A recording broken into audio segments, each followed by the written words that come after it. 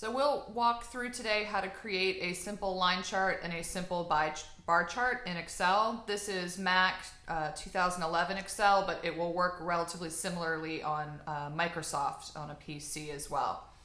So the first thing that you need to do is create your x-axis titles.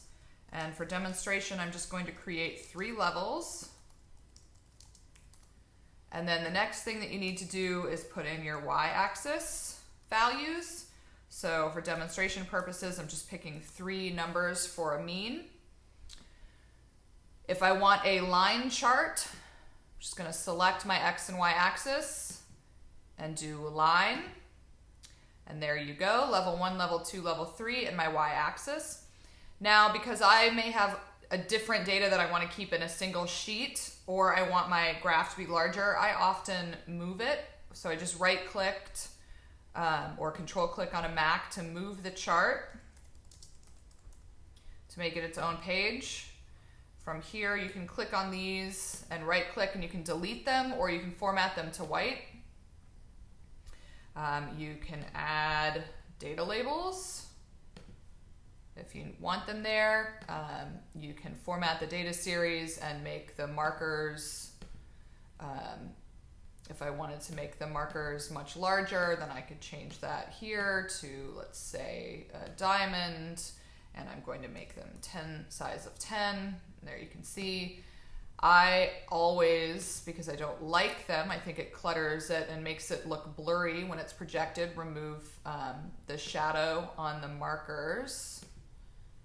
Let's see, weights and arrows. So I want no line about those. I don't want a shadow or a glow, so make sure that's okay. And then I can take the data labels, and you can change those to be larger or smaller, however it is that you want on your data labels. There's all sorts of different things that you can then play around with on formats if you want. And there's the shadow in a way. You can change your axis titles, etc. So if I go back to this data, and now I can say that I have y% here, and I wanted to do a bar chart, you can simply select the column. Now it's interesting, the bar will go horizontal, the column goes vertical. It's up to you. A standard bar chart's actually, for whatever reason, called a column chart in Excel. It's going to select everything here. You can either pre-select and do chart, or you can let it do this and then simply delete any data that you don't want. And there we go, is our bar chart. Again, I'm going to move it. And again, I'm going to get rid of the grid lines. In this case, it said it didn't delete, so I just make them white. That's easy. I can add data labels. You can select the whole graph and make all the font larger. Depending upon what it is that you want to do in bar charts, you may want to color code your levels if you're going to have several graphs.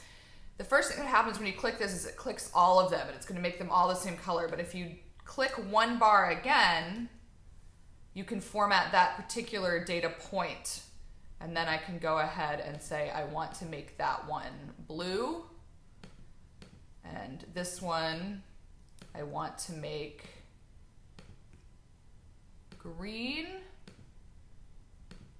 and then this one again I'm going to go with purple. So my level 1, level 2, and level 3 are now blue, green, and purple.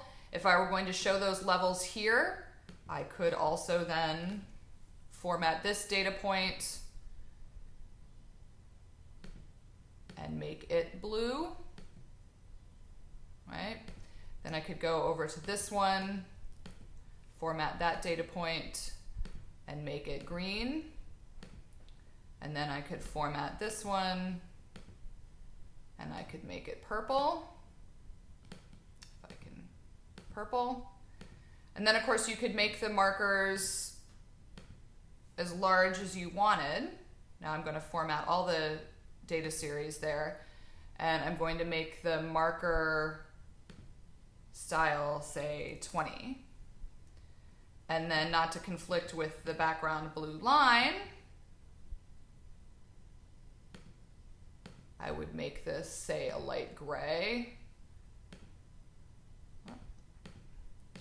Let's try to get the whole line here. Oh, that's data series. Takes a lot of clicking. Format data series. And let's get that line to be a light gray. And there you go. Then you'd have a bar chart that shows an increasing mean with the 3 different data points as their colors, or a line chart, and then you could have a bar chart with those colors. I would, over here, on formatting the data series, remove, again, the shadow, because I think it makes it look blurry when it's projected.